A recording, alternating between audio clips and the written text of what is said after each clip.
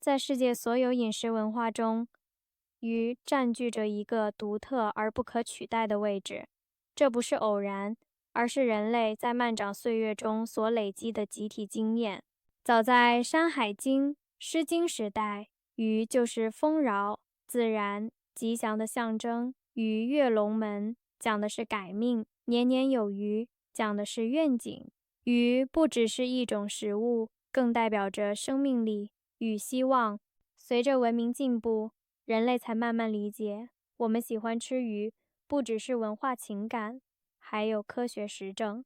现代营养学证明，鱼肉具有高蛋白、低脂肪的优点，其脂肪以不饱和脂肪酸为主，对心血管极为友善。其中 EPA、DA 更是对脑部神经发育不可或缺。我还记得第一次进营养研究室时，教授半开玩笑地说，如果所有肉类都能像鱼类那样健康，人类心血管病的死亡率至少会下降1/3。这不是夸张。根据全球疾病负担研究 GBD， 饮食中欧米伽3摄取不足是导致多国心血管疾病风险上升的重要因子之一。从古至今，鱼都是令人安心的食物。然而，令人意想不到的是，我们对鱼的信任其实正在被科技一步步撼动。2. 我们仍用旧时代看待新环境的鱼，一个被忽略的盲点。每次站在市场前，看着摊位上最新鲜的鱼，我都会问自己，现在的鱼还是祖辈吃的那条鱼吗？这不是自寻烦恼，而是一个现实问题。古代的河流、海洋是前进的，现代的水域却承载着工业排放、农药流失、塑胶垃圾、重金属沉积、大规模养殖残留物、废水中的抗生素、荷尔蒙。当我们还以为鱼是来自前进水域的自然蛋白时，科技却告诉我们，食物链早已改变。这就是为什么当检测技术越来越精准，越来越多鱼第一时间就露了馅。3. 在渔港的一段对话，真相常常不是你想的那样。我在东部某渔港遇见阿海伯，是3年前的事。那天风大，海面翻着粗糙的白浪，他刚从船上卸下一箱箱新鲜渔货，汗水混着海水味。我问他，现在的鱼跟你年轻时有什么不同？他没有立即回答，只是望着远方的海，沉默了几秒。不一样，差很多。那语气像是被时代重压的无奈。以前的海是清的，鱼是前进的。现在的海，说实话，他没有把话说完，但我知道他的意思。我担心的不是海变坏，而是大家不知道海已经变坏。那瞬间，我的心像被击中。接下来他说的，更让我重新理解整件事。最危险的鱼，不是我们渔民少抓的，是大家最常买、最便宜、最方便、看起来最无害的那几种鱼。后来的检测数据一样一样的印证了他所说的话。4. 科学检测揭露真相，这4种鱼要少买，而不是不吃。我在此强调，少买不是不能吃，而是风险、环境、累积污染与科学证据的综合建议。这4类鱼之所以高风险，是因为食物链位置高，导致污染累积更多；栖息环境劣化，导致易吸收污染物；养殖方式复杂，导致有药物残留风险。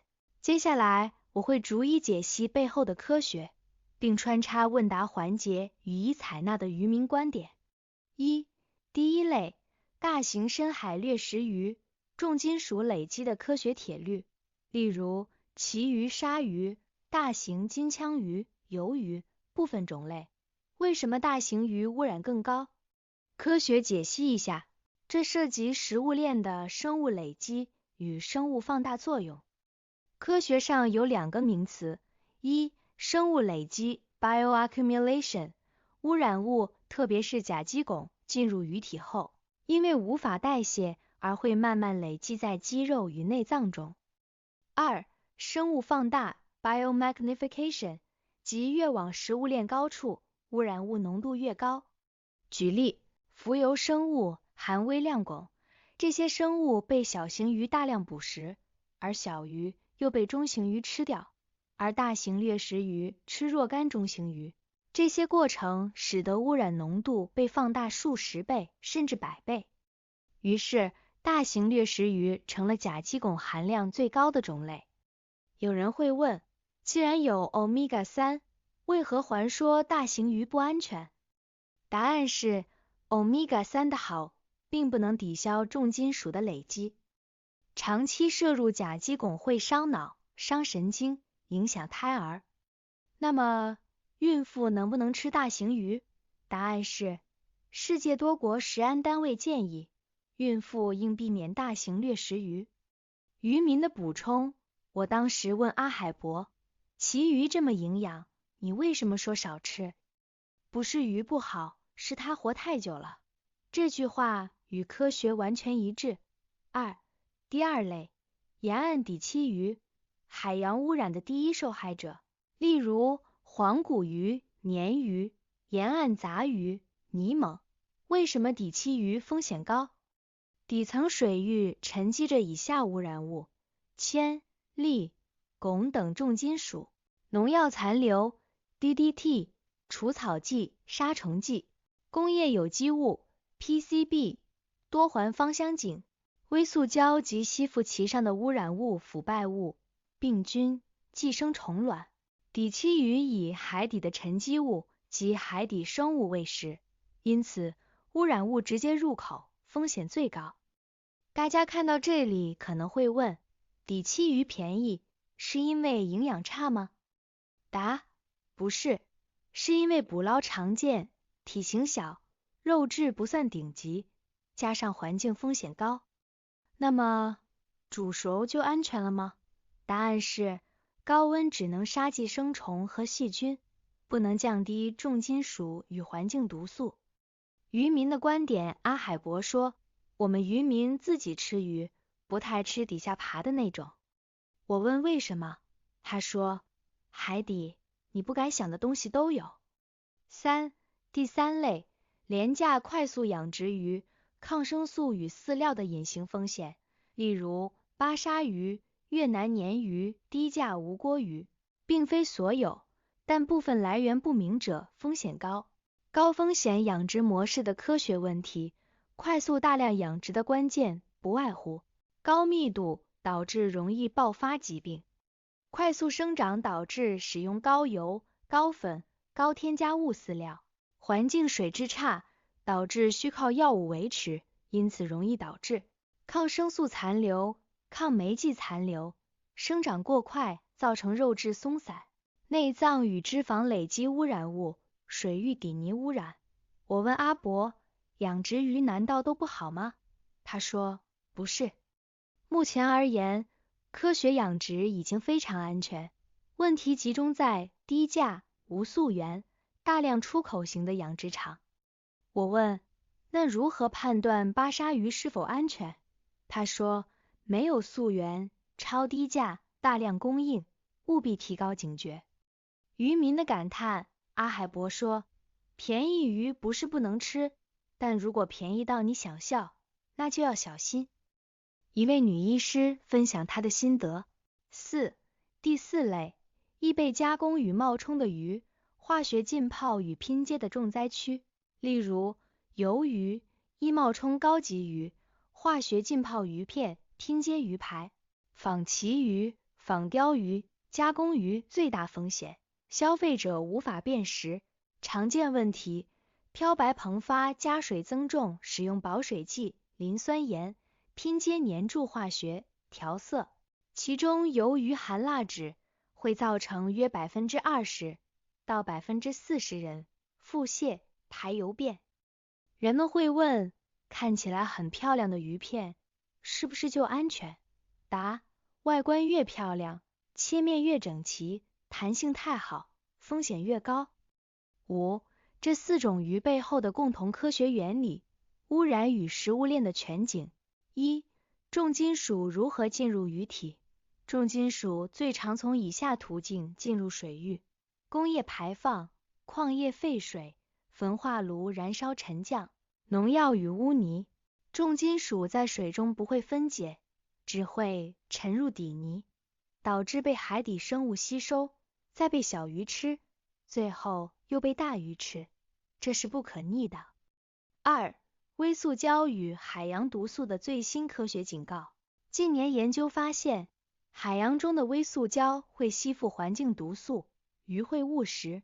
这些微塑胶毒素随消化吸收，被存进鱼肉，其中包括 BPA、环境荷尔蒙、邻苯二甲酸酯、塑化剂、持久性有机污染物 POPs。这也是科技进步后才看见的新威胁。三、抗生素抗药性，未来世代的隐患。世界卫生组织 WHO 多次警告，过度使用抗生素的养殖业会让细菌产生抗药性。这些抗药性基因会留在泥土，进入水域，被其他鱼、虾、细菌共用，最后回到人类身上。这是现代食安最不容忽视的隐性危机。六、那我们到底该怎么吃鱼？科学给出的最佳策略，阿海博说得好，买鱼，买小，买野，买能溯源的。我将他这句话整理成科学建议：一、尽量选短命鱼，成长快速，食物链短，污染累积少，如秋刀鱼、青鱼、沙丁鱼、白带鱼、竹侧鱼。这些鱼虽然便宜，却是最前进、最友善的鱼。二、少吃大型掠食鱼，不是不能吃，但不要常吃。其余大型金枪鱼、鲨鱼，尤其孕妇、儿童更要避免。三、优先选择溯源清楚的养殖鱼，例如正规台湾养殖，有产地、有证明、有冷链安全度高很多。四、加工鱼片能不买就不买，特别是太白、太淡、太整齐、太便宜，这4种特质越明显，风险越高。节目的最后，我们来总结一下吧。科技照亮的不是恐惧，而是选择。每次写到这里，我总会想起那位渔民大哥的话，我们卖的不是鱼，是信任。是的，食物本来就应该带着信任的味道。可当这份信任被时代挤压，被环境污染压得喘不过气时，消费者唯一能做的就是让自己多一分清醒，多一分知识，多一分判断。如果说过去的我们吃鱼是为了补脑、补蛋白质、补身子，那么今天的我们吃鱼更像是在考验自己能否在诱惑与风险之间做出最清醒的选择。科技的进步揭开了鱼类污染、寄生虫、重金属的面纱，呈现出这个时代不容否认的残酷真相。同时，科技也给了我们全新的视角，我们不必恐慌，也不必极端，只需在知情中做出更智慧的取舍。我始终觉得，饮食是人与世界最温柔的连结。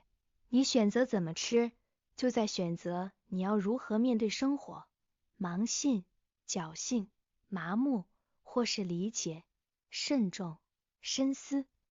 我们不需要恐惧，只需要让科学重新定义我们的餐桌。当我们重新审视餐桌上的一条鱼，才发现它不再只是美味，而是时代变迁的一面镜子。从海洋到市场，从渔民到消费者，一条鱼的命运承载着环境的讯息，科技的进步，也映照着每一个家庭对健康的渴望与焦虑。而所有关于那4种应尽量少买的鱼的提醒，也不是为了制造恐惧或打击产业，而是希望让每个人都能在有限的资讯里，为自己的身体、为家人的健康做出一个更负责的选择。未来，我们或许还会看到更多新的检测技术，更多被揭露的风险，更多需要重新审视的食材料理，但这不是坏事。这代表我们正逐步走向一个透明的餐桌，而透明本身就是最温柔的保护。当我们带着理解与尊重重新端起那盘鱼时，也许会更珍惜海洋的珍贵，食物的来之不易，渔民的辛劳，科技的价值，以及每一个愿意学习的自己。吃鱼是健康，懂得选鱼才是真正的智慧。愿我们都能在知识中吃得更安心，在清醒中活得更踏实。